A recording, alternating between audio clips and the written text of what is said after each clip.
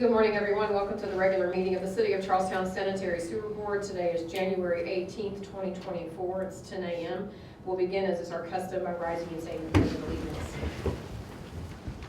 I pledge allegiance to the flag of the United States of America and to the republic for which it stands, one nation, under God, indivisible, with liberty and justice for all. Thank you.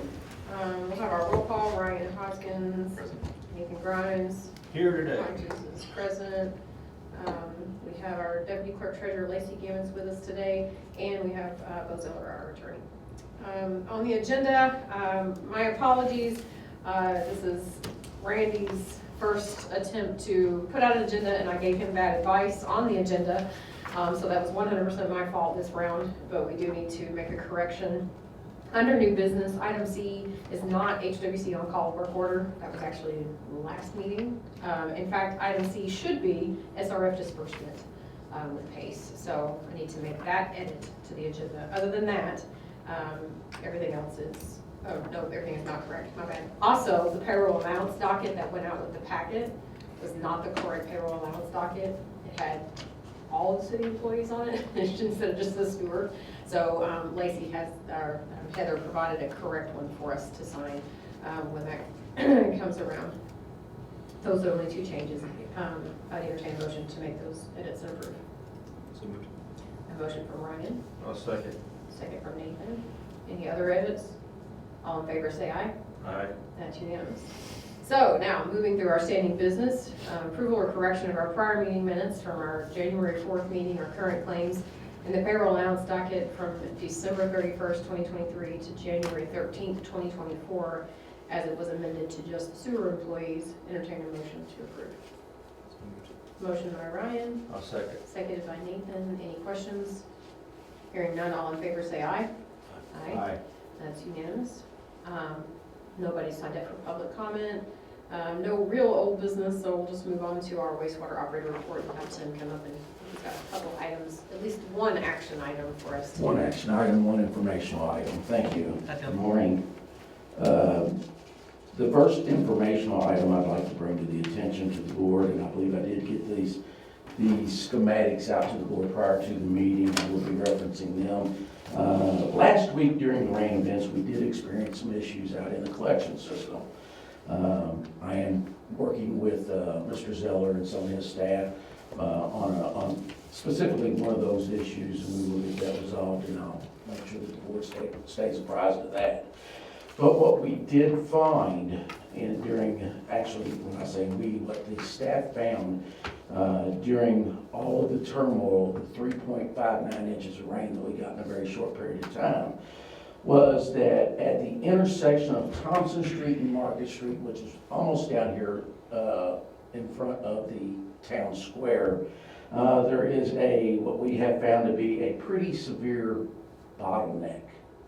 What that means, based on the drawings that you have in front of you, there has been one change since then. You see the 12-inch line runs down the east side of Market Street and empties into what is on your picture, an 8-inch line. We have reconfirmed that 8-inch line is actually a 15-inch line. That's good. That's good. But then it proceeds to the west side of Market Street, where the 15-inch interceptor runs parallel to Market and dumps into the 15-inch as well. So you have two 15 inches coming into a 36-inch line. Before I start speaking on engineering profiles, I have asked Mr. Zach Klein with HWC to come here with me today. I would like for Eric to come up and kind of explain to you what we intend to do to determine what needs to be done to potentially rectify this, and give you some more specifics on possibly what it's doing. In short, it's surcharging a major portion of our city. So, Eric, if you wouldn't mind, come up and kind of explain where we're going from here, from an engineering standpoint, what you think. Okay, thank you. Good morning. Morning. Zach Klein, by the way. So yeah, we revised the understanding that we have a 15-inch across Market Street. Once we get invert information, we have surveying hopefully out next week to get all the upstream inverts to determine we have good flow data from previous flow monitoring. If we can confirm that the 15 inch is large enough, that short section called out as 15 inch questionable, and then feeding into the 36 inch, that may likely need to be upsized. But we'll get the data, we'll run the numbers and see what it should be, and then we can determine if we're gonna go in there, is it worth making it a 15 inch into a 24? Do we go ahead and make it a little larger? We'll get a minimum what the design should be, and then we can go from there if we want to go ahead and over-design just for future sake, since we have a 36 inch on the other side. Are you talking about potentially replacing just that short section of the 15 inch? Hopefully, once we get the invert information, understanding slopes, and as well as the flow data we have, we'll have a better understanding. The goal is to not have to rip up Market Street, Right. but we'll let the data determine if that needs to be the case. Okay. Any questions for Zach? I would like to comment over and beyond what Zach said. Although this is not your typical emergency, this is something that we really need to address sooner than later, preferably before the spring rains come. Sure. So that's why I didn't send out an all hands on deck when this come about. I contacted Zach and said, we've got this.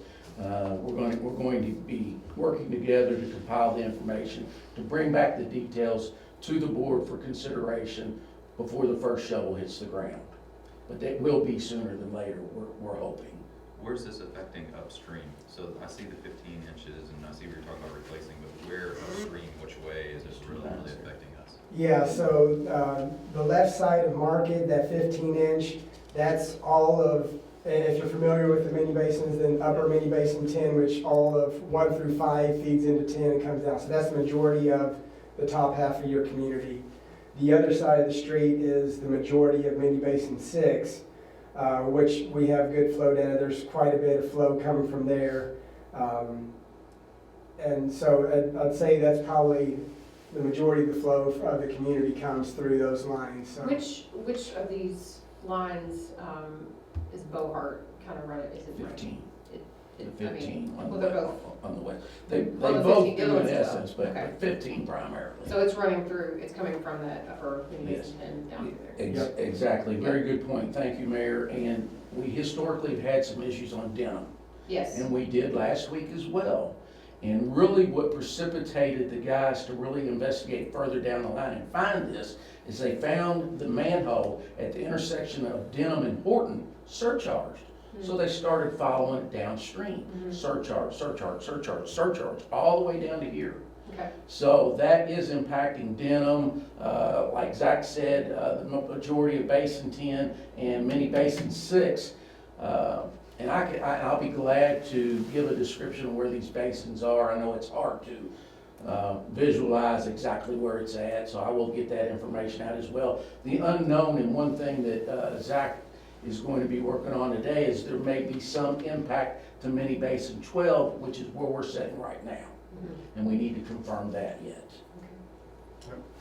So realistically, we're hoping we're just replacing about 50 to 40 foot of 15 inch. Best case scenario. Yep. When Tim first brought this to me, we were looking at possibly doing a whole lot more, so. Yeah, we're trying our best to stay out of Market Street. That would be not undoable, but very difficult. Yeah. Okay. Sounds good. Thank you. Thank you. Thank you, Zach. Thank you. So if there's no further questions on that, the other item I would like to revisit is an item that we discussed at the last sewer board meeting. And I did, after the meeting was concluded, I did distribute out a couple of drafts of the newly job descriptions that we spoke about. I would ask the board to possibly make some type of motion or action on those two. I'm here today to answer any questions that you might have associated with either of those job descriptions. I'm very passionate and very confident that this needs to be done for all practical purposes. As we spoke at the last meeting, we do have a windfall to cover these increases. What were the titles of those positions? The midline manager title, something that we've talked about since I've been here, would be the operations manager. That would be the exempt employee, which would be salary.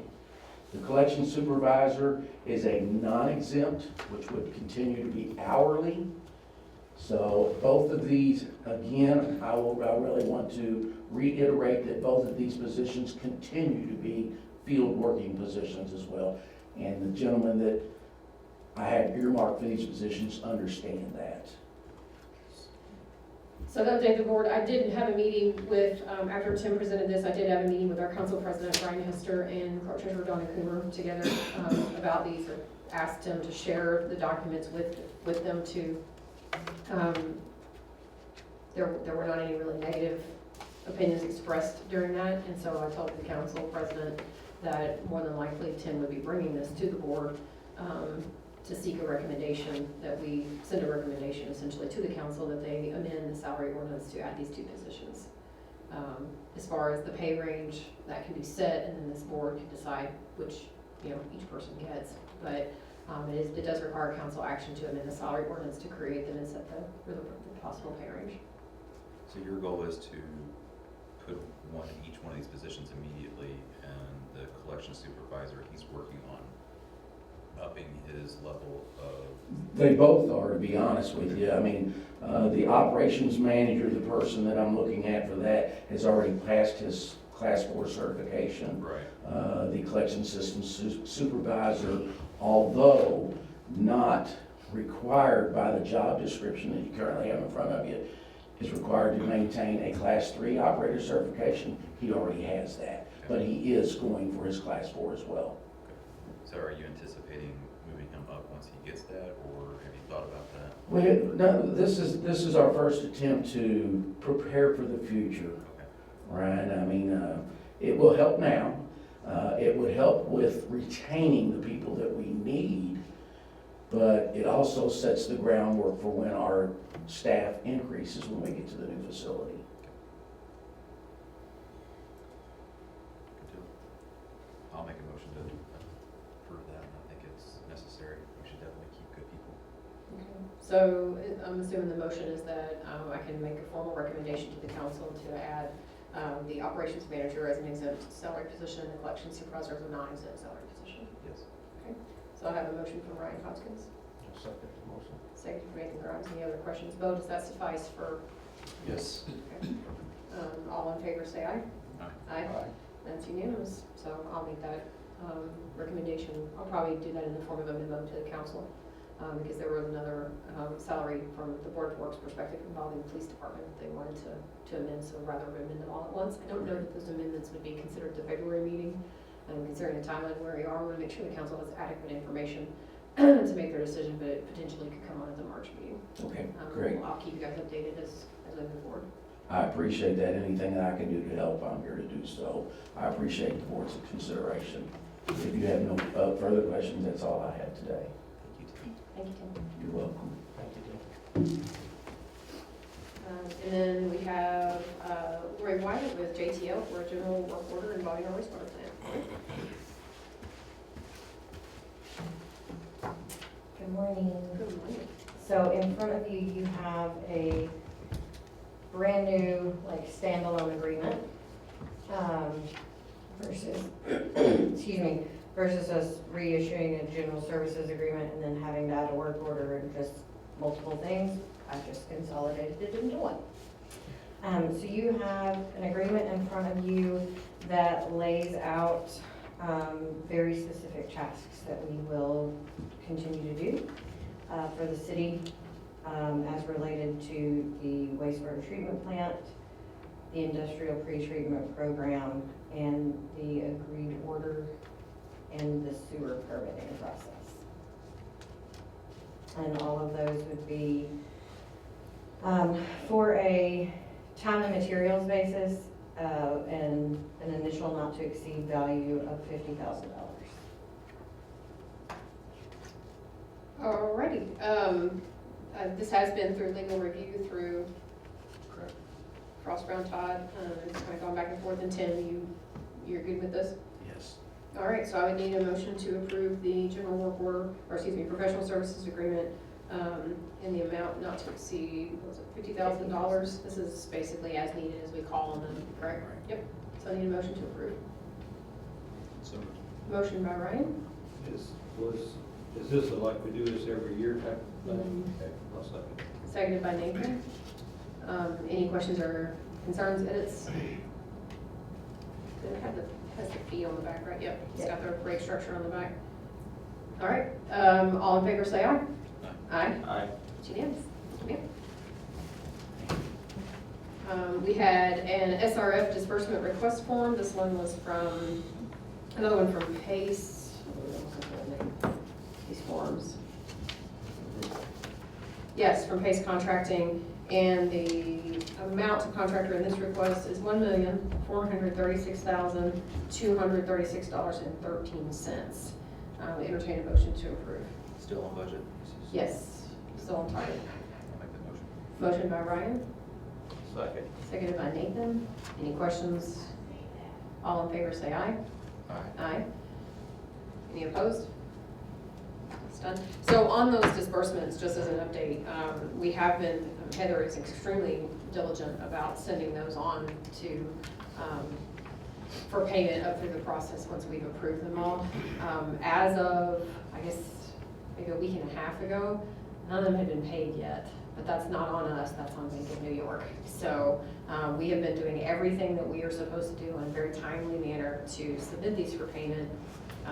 It's just, it's on Bank of New York to make those payments. So, I mean, is that pretty standard, Bo? Yeah, so it'll go through, all the disbursements go through SRF review, so their engineers and other staff will look at them.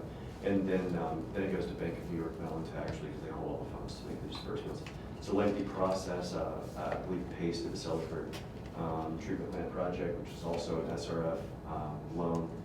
So they're kind of accustomed to it being a little lengthy.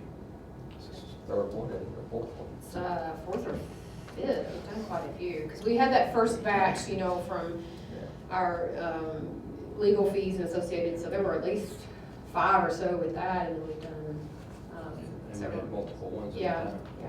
So none of them have been actually received payment yet, but we have been assuring the contractors that we have done our part.